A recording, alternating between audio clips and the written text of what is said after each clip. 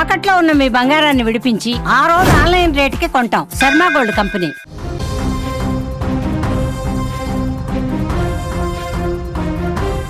నాగర్ కర్నూలు జిల్లాలో మానవత్వం మంటగలిసిన ఘటన ఒకటి జరిగింది.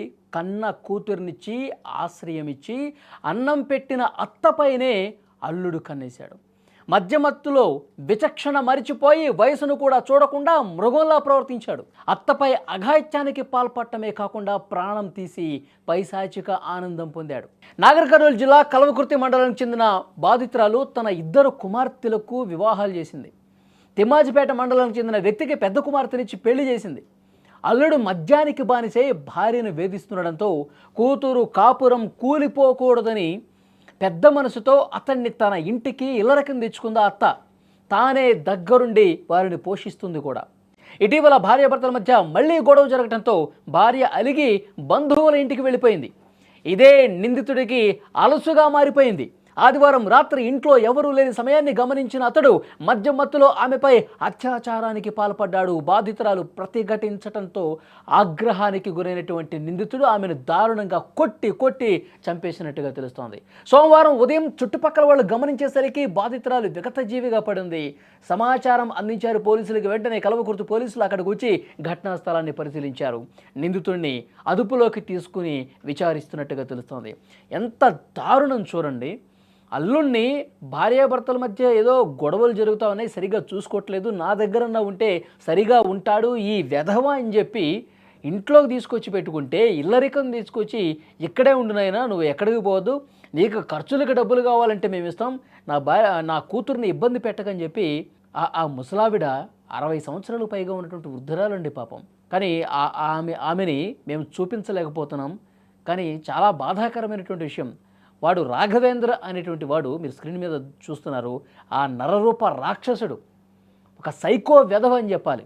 ఎంత దారుణం చూడండి. వాడు బయట గొడవ పడుతున్నాడని చెప్పి ఇంట్లోనే తీసుకొచ్చి పెట్టుకుంటే ఇంకా గొడవలు ఎక్కువైపోయి మద్యానికి అలవాటు పడిపోయి ఏ పని పాట లేకుండా రోడ్ల మీద తిరుగుతున్నటువంటి వ్యక్తి మళ్ళీ భార్యతో గొడవ పెట్టుకుని వీడు ఇంకా మారడని చెప్పి బంధువుల ఇంటికి వెళ్ళిపోతే, ఇక్కడ ఇంట్లో ఉన్నటువంటి అత్త మీద 60 సంవత్సరాలు పైబడ్డటువంటి అత్త మీద చాలా దారుణంగా మద్యం మత్తులో విచక్షణ కోల్పోయి, ఇంకా మద్యమే తాగాడే గంజాయి ఏమన్నా సేవించాడో తెలియదు కానీ పూర్తిగా ఒక రాక్షసులాగా బిహేవ్ చేసి ఒంటరిగా ఉన్నటువంటి ఆమె మీద అత్యాచారానికి పాల్పడ్డాడంట. ఆమె ప్రతిఘటించడంతో అరుపులు కేకలు పెట్టడంతో ఎక్కడ చుట్టుపక్కల వాళ్ళు ఎక్కడ గమనిస్తే ఇక్కడ వస్తారని చెప్పి, ఇంటికి వస్తారని చెప్పి చాలా దారుణంగా కొట్టి తల మీద కొట్టి చంపేశాడు. తర్వాత ఇక్కడ ఇంట్లో ఈమె కనిపించట్లేదని చెప్పి చుట్టుపక్కల వాళ్ళు, ఇరుగు పొరుగు వాళ్ళు చూసి ఆమె విగత జీవిగా రక్తపు మడుగులో పడి ఉండటాన్ని చూసి వెంటనే పోలీసులకి సమాచారం ఇస్తే తర్వాత చేసింది వీడని చెప్పి అర్థమై వీడిని పట్టుకున్నారండి. మీరు స్క్రీన్ మీద చూస్తున్నారు ఈ రాక్షసుడిని. ఏం చేయాలి అంటే, 2 కూతుళ్ళకి మంచిగా పెళ్లి చేసింది ఆ వృద్ధురాలు.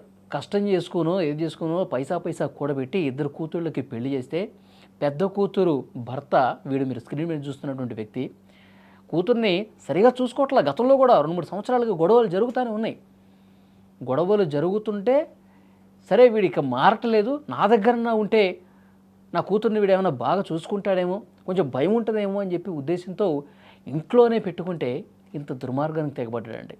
ఇలాంటి రాక్షసుల్ని ఏం చేయాలి చెప్పండి. ఈ వీడియో చూస్తున్న ప్రతి ఒక్కరూ స్పందించండి. అసలు వీడికి ఒక అమ్మ లేదు, ఒక అత్త లేదు, ఒక అక్క లేదు, ఒక చెల్లి లేదు, ఏమీ లేదు.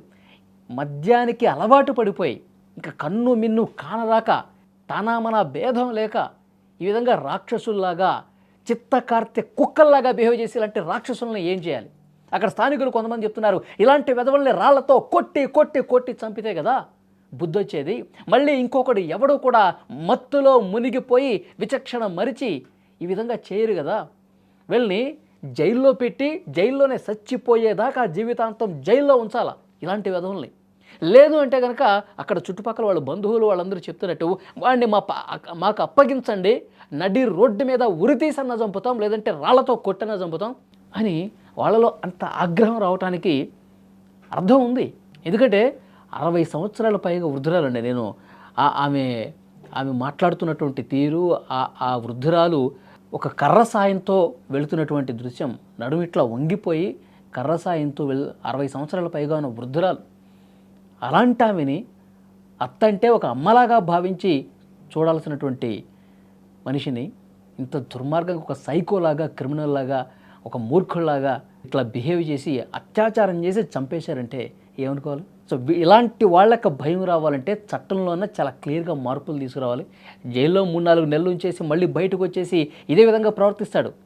ఇంకో ఎంతోమంది మహిళల్ని ఈ విధంగా చేయడానికి గ్యారెంటీ ఏంటి? అందుకే ఇలాంటి దుర్మార్గుల్ని మళ్ళీ నేను చేసింది పాపం, నేను చేయకుండా ఉండాల్సింది, అందుకే ఇప్పుడు నేను ఇలాంటి నరకం అనుభవిస్తున్నానని చెప్పి వాడికి తెలిసి వచ్చే విధంగా కఠినమైనటువంటి చర్యలు తీసుకోవాల్సినటువంటి అవసరం ఉంది.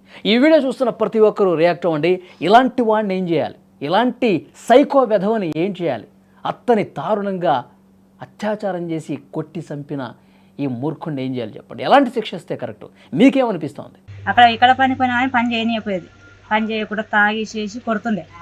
అట్లనే ఇబ్బందులు పడుకుంటూ ఉన్నా సార్. నేను ఇబ్బందులు పడుకుంటూ ఉండి పెద్ద అమ్మాయి పుట్టినా గుడకంగా 5-6 ఏళ్ళు అట్లే వదిలిపెట్టిపోయింది సార్. మళ్ళీ వదిలిపెట్టిపోయి ఇంటికి వచ్చిన పంచాలు చేసుకొని వద్దనుకొని మేము ఇది చేసుకొని దూరం పెట్టుకోవాలి, మాకు వద్దు ఇట్లా టాక్సార్ పెడతామని చెప్పేసి ఉన్నాం సార్. మేము సంతోషం సార్. ఇక ఖరాబ్ చేసుకున్నాడు. ఇంకా ఏం చేసినా నేను ఇంట్లో లేకున్నా సార్. ఇక ఊరిపోయినా ఇక పక్కన ఫోన్ చేసి ఇట్లా అమ్మ చచ్చిపోయింది అని చెప్పారు సార్. ఇక సరేలే అని చెప్పేసి అన్న. మళ్ళీ ఫోన్ చేసి అమ్మ చచ్చిపోయింది రా అంటే వచ్చి చూస్తే వాకిట్లో పడేసారు సార్. ఇక